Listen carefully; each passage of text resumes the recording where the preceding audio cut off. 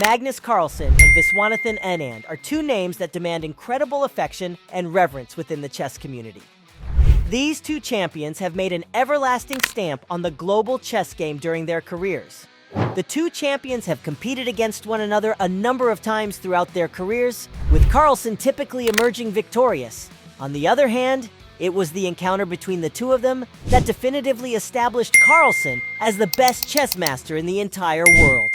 In this video, we will discuss the matches when Magnus Carlsen proved he is number one, the chess endgame king. Carlsen's throne began in 2013 when he defeated the Indian star Anand in the World Championship. This match was the fifth of the season. Carlsen, with the white pieces, decided to proceed with c4 on his initial move. The contest swiftly transitioned into the Queen's Gambit rejected opening when Anand countered with e6. This resulted in a check with the bishop on b4, and Carlsen chose to move away with his knight to c3 to avert it. After Anand played c5, Carlsen played a 3, inviting Anand to seize the knight. Carlsen made it apparent he was interested in castle queenside by moving his queen to d3, while Anand kept the bishop duo while growing his knights. Anand moved his knight to position g4 after exchanging pawns. Carlsen promptly castled, and Anand's erroneous move of his bishop to c7 allowed Carlsen to take the game. This set up an endgame with Anand's bishop couple, which Carlsen was able to counter by trading knights and then queens to get in. However, Carlsen benefited from a larger playing area and more movement. Both players began moving their assets to more favorable positions, with Carlsen playing c5 to drive off Anand's bishop and place his knight on the great bastion at d6. But Anand responded with f5, forcing even more exchanges. Carlsen made a fantastic intermediate move, b7, before seizing the piece on e4. This allowed Carlsen to take advantage of Anand's confused pawn structure easily. While both sides carried an identical number of pieces, Carlsen held the advantage due to the strength of his rooks and the weak spots of Anand's pieces. Anand advanced g5 and h5 to take over the area, leaving his pawns considerably more unprotected. However, Carlsen waited for Anand to pull off a blunder before making any moves with his pawns. Anand eventually eliminated Carlsen's pawn on g5, leading to a rook and bishop endgame involving a pawn advantage. So far, both sides had equal opportunities to win, but Anand made an enormous mistake by moving his rook to c1. After an imposed variation, Carlsen was then 2 pawns up on each side of the playing field. Some competitors might draw this spot, but Carlsen continues to be a monster at turning an edge into a decisive one.